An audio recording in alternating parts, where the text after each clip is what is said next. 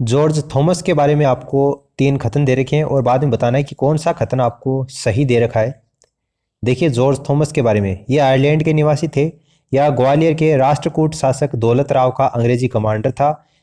और George Thomas के बारे में जो तीसरा कथन दे रखा है वह कि इसका उल्लेख 1805 में विलियम फ्रैंकलिन ने किया था। कौन सा कथन सही है? और नीचे आपको कूट भी दे रखे हैं, 1 2 3, 1 2, पहला तीसरा सही है या फिर तीसरा सही है। देखिए जॉर्ज थॉमस के बारे में, ये आयरलैंड का निवासी था, बिल्कुल ये आयरलैंड के निवासी थे। ये कथन आपको बिल्कुल सही दे रखा है। और 1800 ईस्वी के अंतर्गत राजस्थान ये जो प्रदेश है इसके लिए राजपूताना की संज्ञा जॉर्ज थॉमस के द्वारा दी गई थी। आयरलैंड का निवासी था ये। ग्वालियर के राष्ट्रकूट शासक दौलत राव का ये अंग्रेजी कमांडर था। जी नहीं, ये दौलत राव का अंग्रेजी कमांडर नहीं था, ये कथन आपको गलत दे रखा है। और इसका उल्लेख 1805 में विलियम फ्रैंकलिन ने, जी बिल्कुल विलियम फ्रैंकलिन ने एक पुस्तक लिखी थी जिसका नाम था मिलिट्री मेमोरी, उसमें जॉर्ज थॉमस का उल्लेख किया गया है। देखिए पहला और तीसरा कथन आपको इसमें सही दे रखे हैं, इसलिए पहला और तीसरा आपको ऑप्शन थर्ड में दे रखे हैं, ये इसका आंसर हो जाएगा। दूसरा क्वेश्चन दे रखा है बसंतगढ़ शिलालेख के बारे में विचार करना है। और बसंतगढ़ शिलालेख के बारे में कौन सा कथन आपको इसमें गलत दे रखा है ये बताना है। बसंतगढ़ जो शिलालेख है इसकी प्राप्ति सिरोही से हुई थी, इसकी प्राप्ति 682 ईसा पूर्व में हुई थी और इसमें दास प्रथा की जानकारी मिलती है। ये कथन आपको बसंतगढ़ शिलालेख के बारे में दे रखे हैं। देखिए इसकी प्राप्ति सिरोही से हुई थी, बिल्कुल ये सिरोही के अंतर्गत स्थित है और 625 ईस्वी का है, 682 नहीं है, इसलिए दूसरा कथन आपको इसमें गलत दे रखा है। इसमें दास प्रथा की जानकारी मिलती है, बिल्कुल मिलती है, दास प्रथा की जानकारी मिलती है, आश्रम व्यवस्था की जानकारी मिलती है, यज्ञ प्रथा की जानकारी मिलती है, तपस्या की जानकारी मिलती है, शिक्षा का उल्लेख इसमें किया गया है। तो कहने का मतलब है कि तीसरा कथन है वो आपको सही दे रखा है, पहला कथन भी आपको सही दे रखा है, दूसरा कथन गलत दे रखा है, असत्य आपको बताना था। तो दूसरा आपको कौन से ऑप्शन में दे रखा है? तीसरे ऑप्शन में दे रखा है, इसलिए ऑप्शन थर्ड क्या हो जाएगा? इसका आंसर हो जाएगा। फिर आपको विचार करना है, 2 कथन दे रखे हैं और इन दोनों कथनों में से कौन सा कथन आपको सत्य दे रखा है ये बताना है। देखिए राजस्थान के विकिरण की लंबाई 826 और 879 दे रखी है। देखिए उत्तर से लेकर दक्षिण तक ये जो विकिरण है इसकी लंबाई 826 दे रखी है, बिल्कुल 826 है। पूर्व से लेकर पश्चिम तक इसकी लंबाई 879 दे रखी है, ये आपको गलत दे रखी है। ये कितनी है? 869 है, 869 है। 869 में से 826 माइनस करते हैं तो इसका अंतर कितना आता है? 43 आता है। बिल्कुल दूसरा कथन आपको एकदम सही दे रखा है, लेकिन राजस्थान के विकिरण में पहली लंबाई तो आपको सही दे रखी है लेकिन दूसरी लंबाई आपको इसमें गलत दे रखी है, इसलिए पहला जो कथन है वो तो गलत हो जाएगा, दूसरा कथन है वो सही हो जाएगा। कौन सा कथन सत्य है ये आपको बताना था। तो इसके अंतर्गत दूसरा कथन सत्य है, दूसरा आपको तीसरे ऑप्शन में दे रखा है, ये इसका आंसर हो जाएगा। फिर सुमेलित करना है, जिला मुख्यालय कौन सी अक्षांश पर स्थित है ये बताना है और नीचे दिए गए कूट के आधार पर चयन करके बताना है। जिला मुख्यालय अक्षांश प्रतापगढ़, कोटा, जयपुर, बीकानेर। देखिए सभी मैं आपको बता देता हूं, सबसे पहले बात करते हैं प्रतापगढ़ की। तो प्रतापगढ़ और डूंगरपुर ये जो दोनों जिला मुख्यालय हैं ये कौन सी अक्षांश के ऊपर है? 24 डिग्री उत्तरी अक्षांश पर है, इसलिए पहले का तीसरा हो जाएगा। फिर कोटा, तो कोटा, बारां, सिरोही, चित्तौड़गढ़ और राजसमंद ये सभी 25 डिग्री उत्तरी अक्षांश पर है। तो तीसरा और चौथा इतने में अपना आंसर आ जाएगा। देखो तीसरा और चौथा कौन सी में दे रखा है? इसमें नहीं दे रखा, और तीसरा चौथा इसमें नहीं दे रखा, पहले तीसरा इसमें दे रखा है और इसमें दे रखा है। तीसरे के बाद में चौथा देखो ऐसे लिखा जाता है, ठीक है, ये बिल्कुल हिंदी में इस तरीके से लिखा जाता है, ये 2 लिखा गया है तो ये भी गलत हो जाएगा। तीसरा, चौथा, दूसरा और पहला, ये जो आपको ऑप्शन सेकंड दे रखा है ये क्या हो जाएगा? इसका आंसर हो जाएगा। राजस्थान का मध्यवर्ती देशांतर बताना है। राजस्थान का मध्यवर्ती देशांतर कितना है? 75 डिग्री, 74 डिग्री, 74.5 डिग्री या 75.45 डिग्री। तो ये तो इसमें नहीं होगा और ये भी नहीं होगा। राजस्थान का मध्यवर्ती देशांतर कितना है? कितना है? 74 डिग्री है, ऑप्शन सेकंड क्या हो जाएगा? इसका आंसर हो जाएगा। फिर 23.5 डिग्री उत्तरी अक्षांश से डूंगरपुर की कौन सी दिशा को छूता है? जैसे मान लीजिए अगर ये डूंगरपुर की स्थिति है तो 23.5 डिग्री जो उत्तरी अक्षांश है वो डूंगरपुर की कौन सी दिशा को छूता है? उत्तरी दिशा को छूता है या उत्तरी पश्चिमी दिशा को इस तरीके से, या फिर दक्षिणी दिशा को, या उत्तर पूर्वी दिशा को इस तरीके से। तो ये और ये यानी कि उत्तर पश्चिम, उत्तर पूर्व ये तो हो ही नहीं सकता, या तो उत्तरी या फिर दक्षिणी। तो आप सबको पता है कि 23.5 डिग्री उत्तरी अक्षांश है वो डूंगरपुर की कौन सी दिशा को छूता है? दक्षिणी दिशा को छूता है, इसलिए ऑप्शन थर्ड क्या हो जाएगा? इसका आंसर हो जाएगा। राजस्थान के कितने जिले जिनका क्षेत्रफल 15,000 वर्ग मीटर से ज्यादा है?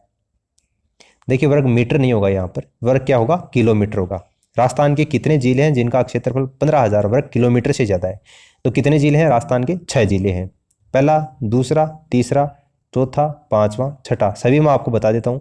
पहला जिला कौन सा है? जैसलमेर, लंबाई के आधार पर बता रहा हूँ। क्षेत्रफल में सबसे ज़्यादा क्षेत्रफल जैसलमेर का है 38,401 वर्ग किलोमीटर। दूसरे नंबर पर आता है बाड़मेर। बाड़मेर का है 28,387 वर्ग किलोमीटर। फिर बीकानेर का आता है, बीकानेर का है 27,244 वर्ग किलोमीटर। उसके बाद में चौथे नंबर पर आता है जोधपुर। जोधपुर का है 22,850 वर्ग किलोमीटर। उसके बाद में पाँचवें नंबर पर आता है नागौर 17,718 वर्ग किलोमीटर। और फिर आता है चूरू का नंबर, तो 16,830 वर्ग किलोमीटर। सर ये हमारे सारे कैसे याद रहेंगे? देखिए सारे आपको याद रखने की जरूरत नहीं है। कितने आते हैं पहले तो ये याद रख लो, तो कितने आते हैं? 6 आते हैं। ठीक है, इस क्वेश्चन का आंसर 6 हो गया। उसके बाद में सबसे ज़्यादा कौन सा है वो याद रख लो। सबसे ज़्यादा कौन सा है? जैसलमेर का है 38,401 वर्ग किलोमीटर। और एक और याद रख लो, दूसरा भी सेकंड नंबर का। दूसरे नंबर पर कौन आता है? बाड़मेर आता है। और तीसरे नंबर पर बीकानेर आता है। इतना याद रख लोगे तो बहुत है। सबका क्षेत्रफल आपको याद रखने की जरूरत नहीं है। ऐसा आपको एग्जाम में क्वेश्चन नहीं पूछा जाएगा कि टॉप जो 6 जिले हैं राजस्थान के क्षेत्रफल में बड़े, उनके सबके क्षेत्रफल बताओ, ये नहीं पूछा जाएगा। 2 या 3 का आप याद रख लो, इतना तो आपको याद रखने पड़ेगा एग्जाम में अगर आपको सिलेक्शन लेना है तो। GS सिंधु कमेटी ने राजस्थान में कितने जिले प्रस्तावित किए? GS सिंधु कमेटी ने राजस्थान में कितने जिले प्रस्तावित किए? 24, 34, तो 34 तो हो ही नहीं सकता। 14 और 5, 5 भी नहीं होगा और 14 भी नहीं होगा। GS सिंधु कमेटी ने राजस्थान में कितने जिले प्रस्तावित किए थे? 24 जिले प्रस्तावित किए थे। ऑप्शन फर्स्ट क्या हो जाएगा? इसका आंसर हो जाएगा। फिर जयपुर संभाग के बारे में विचार करना है। जयपुर संभाग के बारे में कौन सा कथन आपको सत्य दे रखा है? इनमें से ये बताना है आपको। देखो 3 कथन दे रखे हैं जयपुर संभाग के बारे में। सर्वाधिक साक्षरता वाला संभाग, इसमें संभाग में जनसंख्या की दृष्टि से सबसे छोटा जिला कौन सा है? दौसा है। तो सबसे पहले तो आपको पता होना चाहिए जयपुर संभाग में कौन कौन से जिले आते हैं, तभी आप बता पाओगे। और जयपुर संभाग का जो क्षेत्रफल है वो 36,604 वर्ग किलोमीटर है। कौन सा इसमें सत्य है? और नीचे कूट दे रखे हैं, तीनों सही हैं। पहला और तीसरा सही है, पहला दूसरा सही है या दूसरा तीसरा सही है। देखो यहाँ पर सर्वाधिक साक्षरता वाला संभाग, बिल्कुल सर्वाधिक साक्षरता है 72.99%। तो सर्वाधिक साक्षरता वाला संभाग है। पहला कथन तो आपको सही दे रखा है। इस संभाग में जनसंख्या की दृष्टि से छोटा जिला कौन सा है? दौसा है। देखिए जयपुर संभाग में कौन कौन से जिले आते हैं? अलवर आता है, दौसा आता है, जयपुर आता है, झुंझुनू आता है और सीकर आता है। और इसमें जनसंख्या की दृष्टि से छोटा जिला कौन सा है? दौसा है, बिल्कुल दौसा है। ये भी आपको सही दे रखा है। तीसरा दे रखा है जयपुर संभाग का क्षेत्रफल 36,604 वर्ग किलोमीटर है। जी नहीं, 36,604 नहीं है, 36,615 वर्ग किलोमीटर है, 604 नहीं है। इसलिए तीसरा कथन गलत है। पहला और दूसरा, ये 2 कथन आपको इसमें सही दे रखे हैं।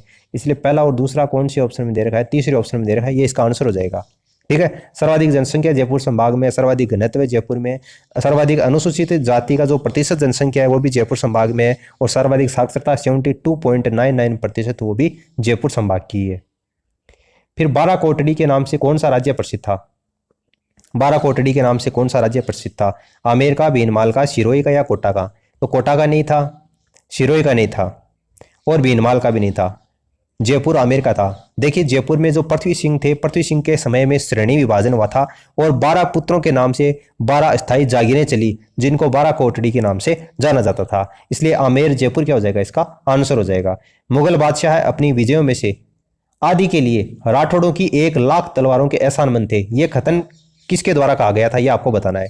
कर्नल टोड के द्वारा। देखिए यहाँ पर ये टोड लिखा गया है, आगे थोड़ा सा देख लेना। कर्नल टोड है, मैकमिलन है, A.L. बोस्टन है या एल्फिस्टन है। मुगल बादशाह अपनी विजयों में से आदि के लिए राठौड़ों की 1 लाख तलवारों के एहसानमंद थे। यह कथन किसका है? तो ये कर्नल टोड के द्वारा ही कहा गया है, इसलिए ऑप्शन फर्स्ट इसका आंसर हो जाएगा।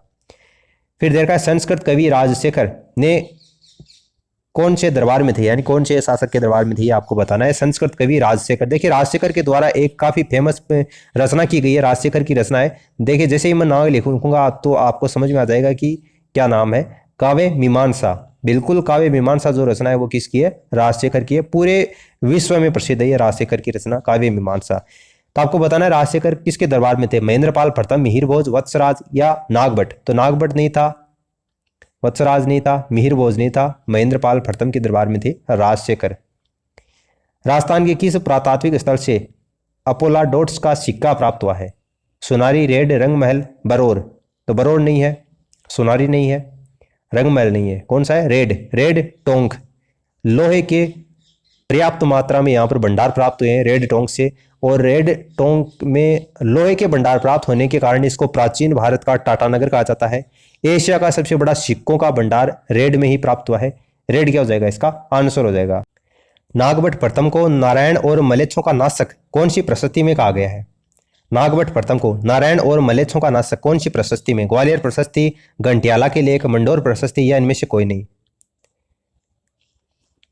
नागभट्ट प्रथम, देखिए राम का प्रतिहार इनको कहा जाता है, इंद्र के गर्व का नाशक इसको कहा जाता है, नारायण का प्रतीक इसको कहा जाता है। अरबों को हराने के बाद में इसने नारायण और मलेच्छों का नाशक की उपाधि धारण की थी, इसलिए इसको मलेच्छों का नाशक कहा जाता है। मंडोर पर अधिकार नागभट्ट प्रथम ने किया था और अवंती उज्जैन को अपनी दूसरी राजधानी बनाया था। तो इन सबका उल्लेख कौन सी प्रशस्ति में किया गया है? ग्वालियर प्रशस्ति में किया गया है, इसलिए ऑप्शन फर्स्ट क्या हो जाएगा, इसका आंसर हो जाएगा। तो उम्मीद आपको इस वीडियो से काफी कुछ जानने को मिला होगा। अगर आपको अभी भी कोई डाउट है तो आप नीचे कमेंट करके पूछ सकते हैं। इस वीडियो में फिलहाल इतना ही। Thanks for listening and as always God bless you all.